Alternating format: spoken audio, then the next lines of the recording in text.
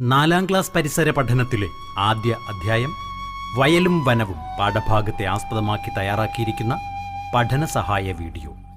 തയ്യാറാക്കിയിരിക്കുന്നത് Manoj Pulimath, government higher secondary school, Koduvazhannoor. മറ്റ് പാഠഭാഗങ്ങളുടെ വീഡിയോ ലഭിക്കുന്നതിന് എൻ്റെ മലയാളം യൂട്യൂബ് ചാനൽ സന്ദർശിക്കുകയും സബ്സ്ക്രൈബ് ചെയ്യുകയും ചെയ്യുമല്ലോ.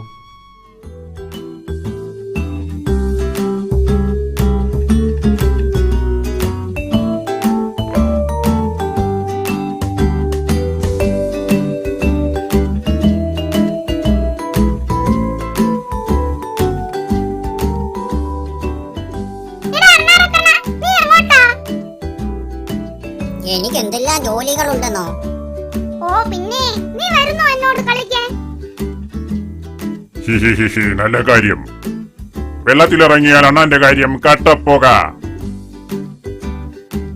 കളിയാക്കാതെ, എന്നെ പോലെ മരത്തിൽ ഓടിക്കയറാനും ചില്ലകളിൽ ചാടി കളിക്കാനും നിങ്ങളെ കൊണ്ട് പറ്റുമോ? വെള്ളത്തിൽ എന്നെ പോലെ നീന്തി തുടിക്കാൻ നിങ്ങൾക്ക് പറ്റില്ലല്ലോ. ഞാൻ വെള്ളത്തിലും ചാടും കരയിലും കയറും, നിങ്ങൾക്ക് രണ്ടിനും അത് പറ്റില്ലല്ലോ.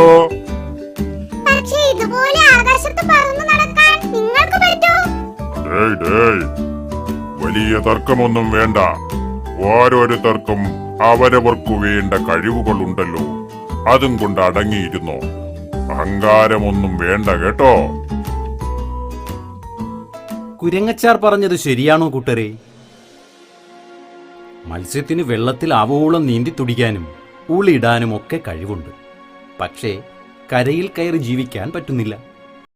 അണ്ണാറക്കണ്ണനാകട്ടെ വെള്ളത്തിൽ കഴിയാൻ പറ്റില്ല. പക്ഷേ മരങ്ങളിൽ കയറാനും ചാടി നടക്കാനും ഒക്കെ കഴിയുന്നുമുണ്ട്. തവളച്ചാർക്ക് ഇഷ്ടം പോലെ കരയിലും വെള്ളത്തിലുമൊക്കെ കഴിയാം.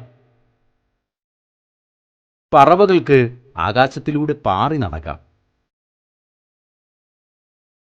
അങ്ങനെ ഓരോ ജീവിയും വ്യത്യസ്തതകളോടെയാണ് സൃഷ്ടിക്കപ്പെട്ടിരിക്കുന്നത്. അണ്ണാൻ എന്തുകൊണ്ടാണ് വെള്ളത്തിൽ ജീവിക്കാൻ കഴിയാത്തത്?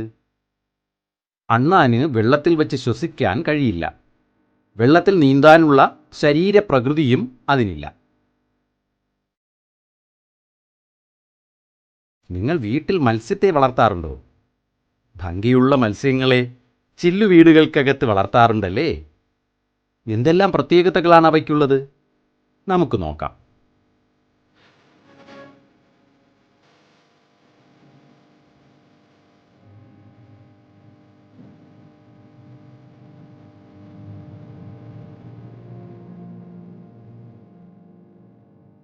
മത്സ്യങ്ങളുടെ ആകൃതി തന്നെ നല്ല രസമാണ്. ഒരു തോണി പോലെ മുന്നറ്റവും പിന്നറ്റവും കൂർത്തിരിക്കുന്നു. ഇത് വെള്ളത്തിലൂടെ എളുപ്പത്തിൽ സഞ്ചരിക്കാൻ സഹായിക്കുന്നു. അതുപോലെ വശങ്ങളിലും മുകളിലും താഴെയുമായി ഉള്ള ചിറകുകൾ, പ്രത്യേക ആകൃതിയിലുള്ള വാൽ, ഇവയെല്ലാം വെള്ളത്തിൽ ബാലൻസ് ചെയ്ത് നിൽക്കുന്നതിനും തുഴഞ്ഞു നീങ്ങുന്നതിനും മത്സ്യങ്ങളെ സഹായിക്കുന്നു.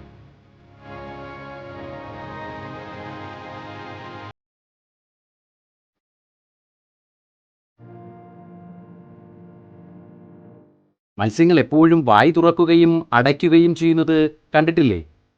വെള്ളം അകത്തേക്ക് വലിച്ചെടുത്ത് തലയുടെ വശങ്ങളിലുള്ള ചെകിളപ്പൂക്കളിലൂടെ പുറത്തുവിടുന്നു.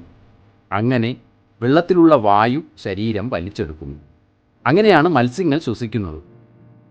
ഈ സംവിധാനം നമുക്കില്ലാത്തത് കൊണ്ടാണ് വെള്ളത്തിൽ നമുക്കും അണ്ണാനും ഒന്നും ജീവിക്കാൻ കഴിയാത്തത്. വഴുവഴുത്ത ശരീരവും മത്സ്യങ്ങളുടെ ഒരു പ്രത്യേകതയാണ്. അതെന്തിനായിരിക്കുമെന്ന് ഒന്ന് ചിന്തിച്ചു നോക്കൂ. കടലാസ് കൊണ്ട് മീനിനെ ഉണ്ടാക്കുവാൻ കൂട്ടുകാർക്കറിയാമോ? ഇതൊന്ന് നോക്കിക്കോളൂ.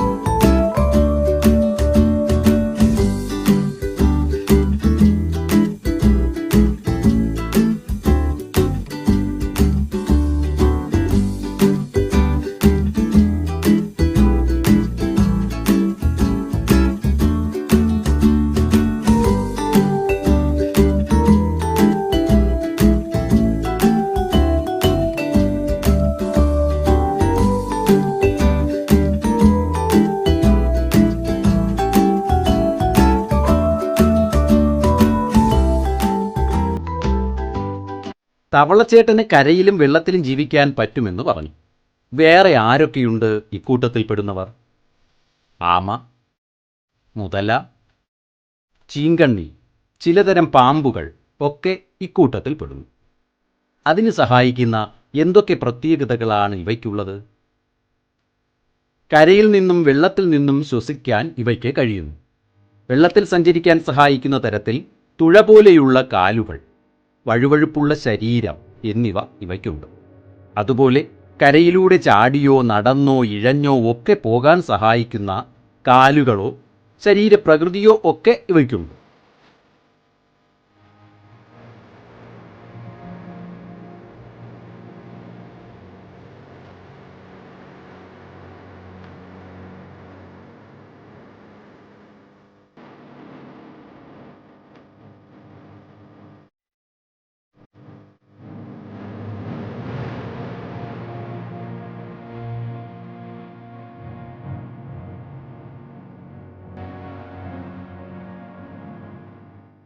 പക്ഷികൾക്കാണെങ്കിലോ പറന്നു നടക്കാനുള്ള ചിറകുകൾ, അതിന് സഹായിക്കുന്ന തരത്തിലുള്ള ആകൃതി, നടക്കാനും മരച്ചില്ലകളിൽ ഇരിക്കാനും സഹായകമായ പാദങ്ങളോട് കൂടിയ കാലുകൾ, ഇവയൊക്കെയും.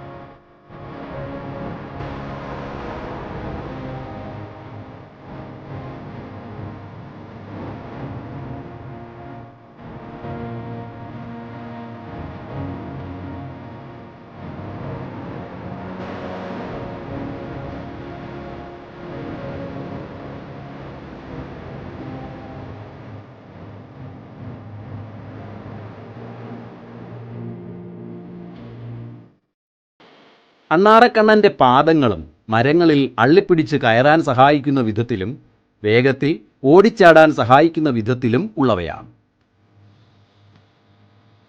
ഇങ്ങനെ ഒരു ജീവിക്ക് അതിൻ്റെ വാസസ്ഥലത്ത് ജീവിക്കുവാൻ സഹായിക്കുന്ന തരത്തിലുള്ള സവിശേഷതകളെ അനുകൂലനങ്ങൾ എന്ന് പറയുന്നു. ജന്തുക്കളെപ്പോലെ തന്നെ സസ്യങ്ങൾക്കും ഇത്തരത്തിലുള്ള പ്രത്യേകതകളുണ്ട്. ചില സസ്യങ്ങൾ വളരുന്നത് ജലത്തിലാണ്. താമര, ആമ്പൽ, കുളവാഴ തുടങ്ങിയവയെല്ലാം ജലത്തിൽ വളരുന്നു.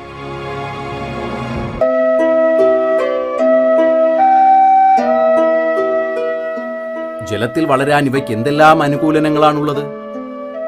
അവ വെള്ളത്തിൽ കിടന്നാലും ചീഞ്ഞു പോകുന്നില്ല. ഇലകൾ വെള്ളത്തിൽ പൊങ്ങിക്കിടക്കുന്നു. വെള്ളം നനയാത്ത വിധത്തിൽ ഇലകളിൽ ഒരു ആവരണവുമുണ്ട്.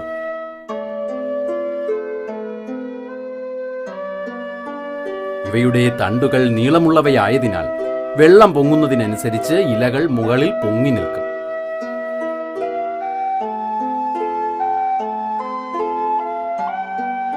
തണ്ടുകളിൽ ധാരാളം വായു അറകൾ ഉള്ളതിനാൽ വെള്ളത്തിനടിയിലേക്ക് താണുപോകുന്നില്ല.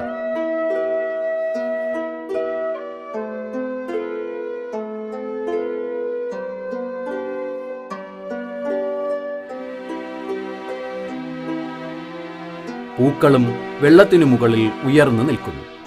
ഇവയെല്ലാം ജലസസ്യങ്ങളിൽ കാണുന്ന അനുകൂലനങ്ങളാണ്, അഥവാ ജലത്തിൽ വളരുന്നതിനു വേണ്ടി അവയിൽ കാണപ്പെടുന്ന സവിശേഷതകളാണ്. ചില ജീവികൾ വസിക്കുന്നത് കരയിലാണെങ്കിലും ജലത്തിലൂടെയും സഞ്ചരിക്കാറുണ്ട്. താറാവ്, അരയന്നം, നീർക്കോഴി തുടങ്ങിയവയെല്ലാമാണ് അവ. ഇവയിൽ എന്തൊക്കെ അനുകൂലനങ്ങളാണ് ഇതിന് സഹായിക്കുന്നത്? ചർമ്മബന്ധിതമായ പാദങ്ങൾ ജലത്തിൽ നീന്താൻ സഹായിക്കുന്നു. എണ്ണമയമുള്ള തൂവലുകൾ, ഭാരം കുറഞ്ഞ ശരീരം എന്നിവയും ജലത്തിൽ പൊങ്ങിക്കിടക്കാൻ സഹായിക്കുന്നു.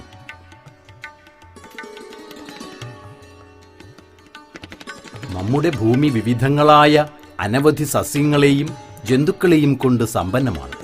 ഇവയെ കൂടാതെ ജീവനില്ലാത്ത നിരവധി ഘടകങ്ങളും ഉണ്ട്.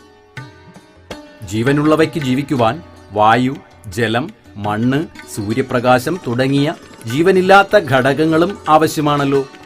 ജീവനുള്ളവയെ ജീവീയ ഘടകങ്ങൾ അഥവാ ബയോട്ടിക് ഫാക്ടേഴ്സ് എന്നും ജീവനില്ലാത്തവയെ അജീവീയ ഘടകങ്ങൾ അഥവാ അബയോട്ടിക് ഫാക്ടേഴ്സ് എന്നും പറയുന്നു. ഈ ജീവീയ ഘടകങ്ങളും അജീവീയ ഘടകങ്ങളും പരസ്പരം ആശ്രയിക്കുന്നു എന്ന് നിങ്ങൾക്കറിയാമോ? എങ്ങനെയാണ് ഇവ ആശ്രയിക്കുന്നത്? നമുക്ക് നോക്കാം. മത്സ്യം ജീവിക്കുന്നത് വെള്ളത്തിലാണ്. വെള്ളത്തിലെ ചെറുജീവികളെ ഇവ ആഹാരമാക്കുന്നു. ജലം നിരവധി ജന്തുക്കൾക്കും സസ്യങ്ങൾക്കും വാസസ്ഥലം നൽകുന്നു. ആൽമരം പ്രകൃതിക്ക് ശുദ്ധവായു നൽകുന്നു, തണൽ നൽകുന്നു, അന്തരീക്ഷത്തെ തണുപ്പിക്കുന്നു, നിരവധി ജീവികൾക്ക് വാസസ്ഥലമൊരുക്കുന്നു, മണ്ണിന് ഫലപുഷ്ടി നൽകുന്നു, മണ്ണൊലിപ്പ് തടയുന്നു. താമര വെള്ളത്തിൽ വളരുന്നു, തുമ്പികൾക്ക് തേൻ ഭക്ഷണമായി നൽകുന്നു. പാറ മണ്ണിന് ബലം നൽകുന്നു, മണ്ണൊലിപ്പ് തടയുന്നു, ചില സസ്യങ്ങൾക്കും ജീവികൾക്കും വാസസ്ഥലവും ഒരുക്കുന്നു. വായു ജീവനുള്ളവയ്ക്കെല്ലാം ശ്വസിക്കുവാൻ വേണം. അങ്ങനെ ജീവൻ നിലനിർത്താൻ സഹായിക്കുന്നു.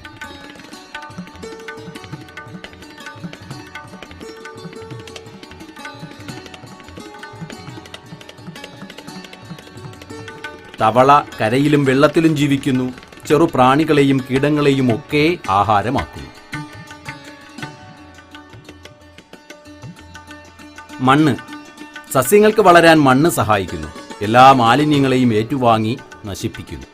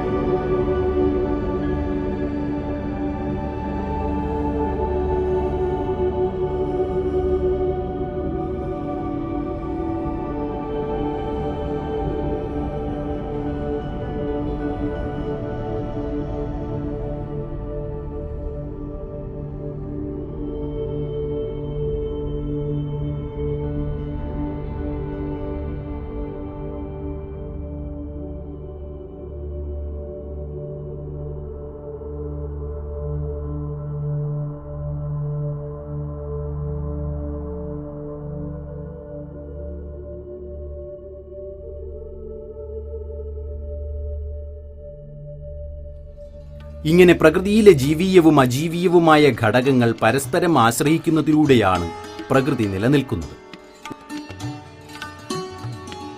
ഒരു പ്രത്യേക പ്രദേശത്തെ പരസ്പരം ആശ്രയിക്കുന്ന ജീവീയവും അജീവീയവുമായ ഘടകങ്ങൾ ഉൾപ്പെട്ടതാണ് ഒരു ആവാസ വ്യവസ്ഥ.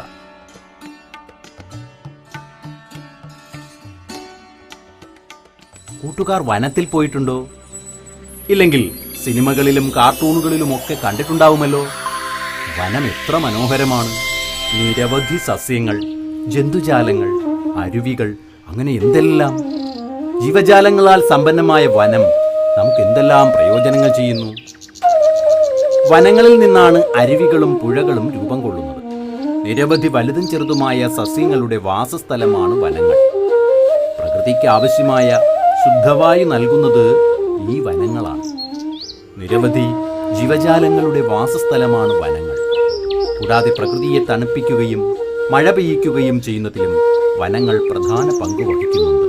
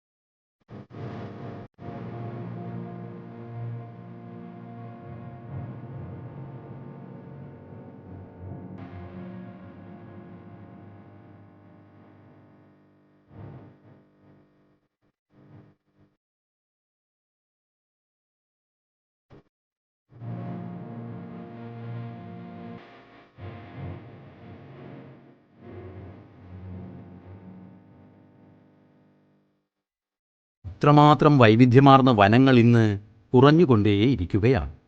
എന്തായിരിക്കും കാരണം? മനുഷ്യൻ അവയെ പല രീതിയിലും നശിപ്പിച്ചുകൊണ്ടിരിക്കുകയാണ്. മരങ്ങൾ വെട്ടി നശിപ്പിച്ച്, കാടുകയ്യേറി കെട്ടിടങ്ങൾ നിർമ്മിച്ച്, മൃഗങ്ങളെയും പക്ഷികളെയും വേട്ടയാടി ഒക്കെ മനുഷ്യൻ കാട് നശിപ്പിച്ചുകൊണ്ടിരിക്കുകയാണ്. എന്നാൽ വനങ്ങളില്ലാതെ മനുഷ്യന് മാത്രം നിലനിൽക്കാൻ സാധിക്കുമോ? ഒരിക്കലും. നമ്മുടെ ചുറ്റിനും ഇതുപോലുള്ള നശീകരണ പ്രവർത്തനങ്ങൾ നടക്കുന്നുണ്ടോ? നിരവധി ജീവികളുടെ ആവാസ സ്ഥലങ്ങളായ കാവുകൾ, കുളങ്ങൾ, കുന്നുകൾ എന്നിവയെല്ലാം നശിപ്പിക്കുന്ന കാഴ്ചകൾ നിങ്ങൾ കാണാറില്ലേ? മണ്ണുമാന്തി യന്ത്രങ്ങൾ കൊണ്ട് കുന്നുകൾ ഇടിച്ചു നിരത്തുന്നതും വയലുകളും കുളങ്ങളും ഒക്കെ മണ്ണിട്ട് നികത്തുന്നതും നമ്മുടെ നാട്ടിലെയും കാഴ്ചകളാണ്.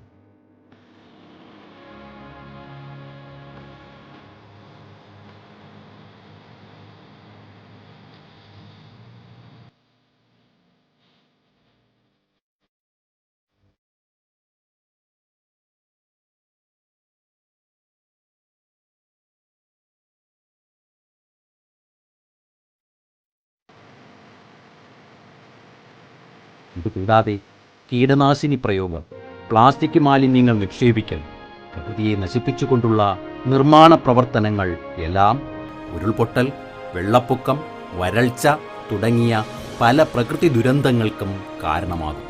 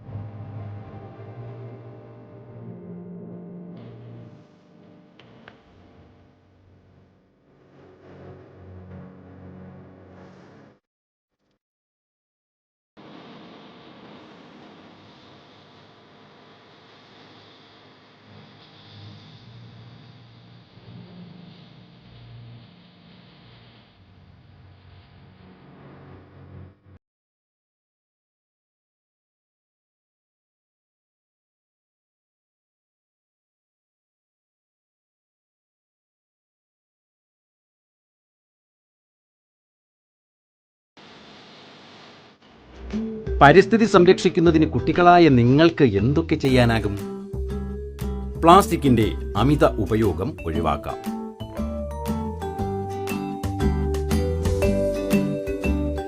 ജലം പാഴാക്കാതെ ഉപയോഗിക്കാം.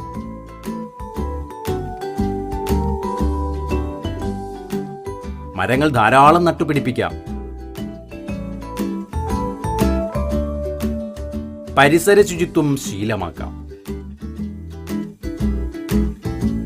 പോസ്റ്റർ, ലഘുലേഖകൾ എന്നിവ തയ്യാറാക്കി ബോധവൽക്കരണ പ്രവർത്തനങ്ങൾ നടത്താം. അങ്ങനെ അണ്ണാൻ കുഞ്ഞും തന്നാലായത് എന്ന് പറഞ്ഞതുപോലെ നിങ്ങളും പരിസ്ഥിതി സംരക്ഷണ പ്രവർത്തനങ്ങളിൽ ഏർപ്പെടുമല്ലോ. എന്നെ ആരാ വിളിച്ചത്? എടോ, അതൊരു പഴഞ്ചൊല്ല് പറഞ്ഞതാ. അണ്ണാൻ കുഞ്ഞും തന്നാലായത്. ചൊല്ല് പഴയതോ പുതിയതോ ആകട്ടെ, എന്തായാലും നിങ്ങൾക്ക് ഓടിച്ചാടി നടക്കാൻ, ഭക്ഷണം കഴിക്കാൻ, കൂട്ടുകൂടാൻ ഒക്കെ ഈ മരങ്ങൾ വേണം. അതിന് നിങ്ങൾ മനുഷ്യർ ഞങ്ങളോടൊപ്പം നിൽക്കണം. ഞങ്ങൾ വിത്തുകൾ എല്ലായിടവും വേണ്ടുവോളം കൊണ്ടിടുന്നുണ്ട്. നിങ്ങൾ അവയെ നശിപ്പിക്കാതെ വളർത്തി വലുതാക്കി നമ്മുടെ ഭൂമിയെ മനോഹരമായ ഒരു ഹരിത ഭൂമിയാക്കി മാറ്റാം. എന്താ കൂട്ടുകാരെ, നിങ്ങൾ കൂടെ കൂടില്ലേ?